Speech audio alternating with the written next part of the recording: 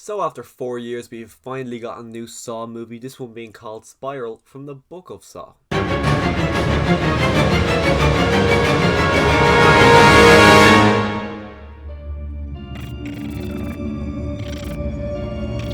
So I'm actually a pretty big fan of the Saw franchise. I actually binged them all last year. I picked up the box set on Amazon last year. It's been a franchise that I've known about Saw for, I'd say, majority of my life.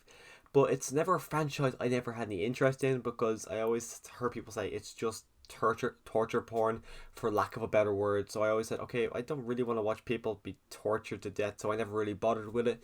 But I heard enough good things about the franchise, so I said, you know what, I'll finally give it a go. Myself and my girlfriend sat down, quite surprised she wanted to watch it as well, because she's not really a horror fan, so I was surprised that she wanted to watch it as well. And then after watching them all, some of them are bad, some of them are really, really good. So I did have expectations that I was going into this quite high, especially because they were really branding this movie as it's something we've never seen before. They were kind of branding it as a reinvention of the Saw franchise, something completely new. So I went in with expectations high. I was going in just hoping that it'd be on the same level as the first two, because I'd have the first two as a 4-star movie out of 5, and then I have the other ones around 2.5, maybe 3 stars, but nothing, no more than 3, I think, at the most. So I was kind of hoping it would end up being on the same level as Saw and Saw 1. I actually drove over an hour to and from the cinema, because here in Ireland our cinemas aren't open, but up in Northern Ireland they are open. So I did about an hour and 10, hour and 15 minute drive up to North to go and see this movie,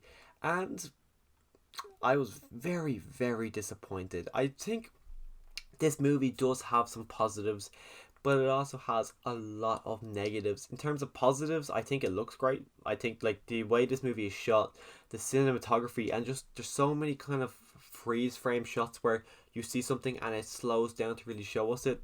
This is easily the best looking of all the Saw movies, and that's not really kind of a high mark to go off, because the Saw movies don't really look the best in comparison to this movie, but that is a great compliment. You've got there, Chris Rock is funny in moments. Actually, at first it took me a bit to kind of get used to him, because besides Grown Ups, which I saw whenever they first came out, I've only seen Chris Rock as Marty from Madagascar. So when he first started talking, I was just really thought that was weird, just seeing Marty's voice coming out of someone. So it took me a moment to realize who that is. But he's very mixed bag for me. I think Chris Rock is great in moments, and I also think he just feels out of place and he feels really miscast in other moments. Sam Jackson as well was another big draw for this movie, not only for myself, but for a lot of people. Seeing Sam Jackson doing a Saw movie, thought that this movie is going to be very good. Now, not to spoil it, but he's barely in it. He actually really isn't in this movie at all.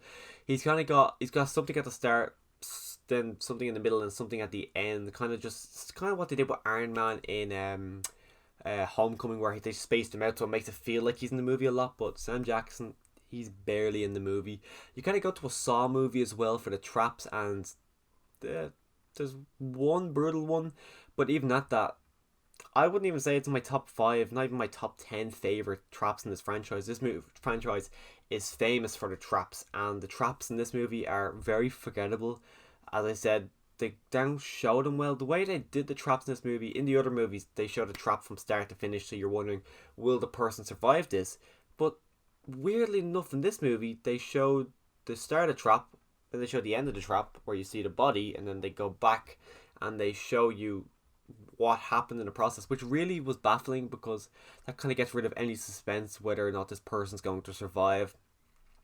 But the big thing you go into a Saw movie for, besides the traps, is the big reveal at the end. Every Saw movie's got this big reveal that leaves you with your jaw on the ground going, oh my god, I can't believe that happened. I did not see that coming whatsoever.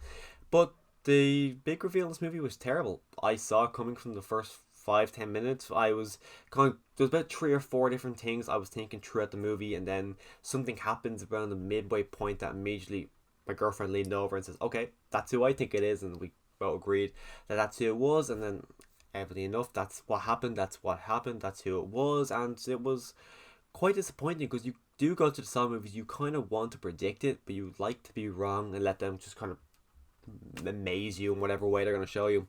But the wrap up of this wasn't great. I thought, as a whole, it just feels unoriginal. It feels like it's just another new Saw movie.